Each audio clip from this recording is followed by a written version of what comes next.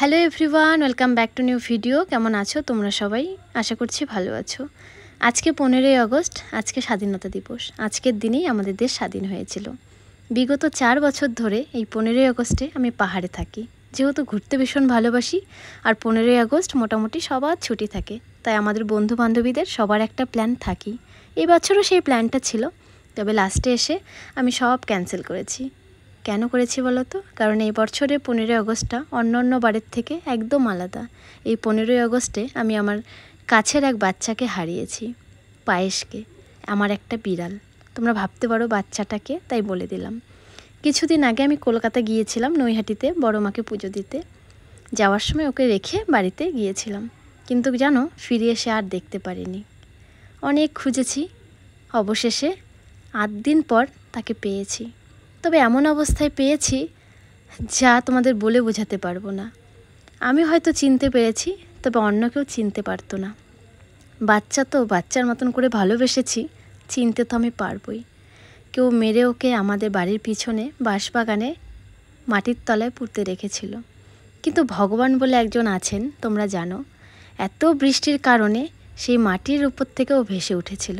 আর 8 দিন পরেই আমি খুঁজতে খুঁজতে ওকে আমিই পেয়েছি, একদম বাঁশবাগানের কোনায় মাটি অবস্থায়, একদম শরীরে কিচ্ছু ছিল না, চেনার উপায়ই ছিল না। তারপরেও আমি ওর একটু লোম দেখে চিনেছি। লোম তো আর পচে না, শরীর পচে গেলেও। যাই হোক, আমি জানি না কার কি ক্ষতি করেছে। আমার পায়েসটা একদম অন্যরকম ছিল।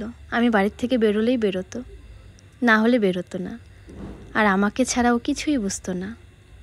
তবে সে এখন আমার মধ্যে আর নেই। তাকে আমার সঙ্গে থাকতেই দিল না, তাকে আমার থেকে অনেক দূরে সরিয়ে দেওয়া হলো। তাই ভেবেছিলাম 15ই আগস্টে আমি কোথাও বের হব না, কোনো প্ল্যান রাখবো না।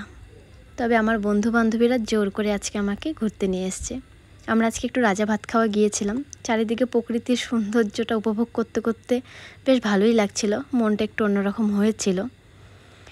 তবে আমার পায়েসের সাথে যে এমন করেছে, সে ঠিক শাস্তি পাবে। ভগবান তাকে ঠিক শাস্তি দিবেই দিবে। আমার একটু মনে হচ্ছে কে মেরেছে আমি জানি, কিন্তু আমার কাছে তো কোনো প্রমাণ নেই। প্রমাণ ছাড়া আমি তাকে কি করে ধরবো বলো তোমরা? কিন্তু কেন এমন করলো আমার কাছে কোনো উত্তরই নেই, আমি উত্তর দিতেই পারবো না। যাই হোক, আজকে ওয়েদারটা বেশ ভালোই ছিল, রোদ ছিল। এরপরে আমরা একটু আলিপুরে ঢুকে খাওয়া দাওয়া করে নিলাম, কারণ ভীষণ খিদেও পেয়েছিল। আজকে একটু বাইরে বেরিয়ে বেশ ভালোই লাগলো। এত সুন্দর চারিদিকে প্রকৃতিটা বেশ সুন্দরভাবে উপভোগ করলাম। তার মধ্যেও পায়েসকে ভীষণ মনে পড়ছিল, ভীষণ মিস করছিলাম। লাস্টে তোমাদেরকে আমি আমার পায়েসকে দেখাচ্ছি। এ হচ্ছে আমার মিষ্টি সোনা, আমার বাচ্চা পায়েস, যে এখন আমার মধ্যে আর নেই। চারিদিকে শুধু তার স্মৃতিই আছে। আমার ঘরটায় চারিদিকে কোনায় কোনায় পায়েস, তোর অনেক স্মৃতি। তোকে সঙ্গী অনেক মিস করে পায়েস। তুই কেন চলে গেলি আমাকে না দেখে?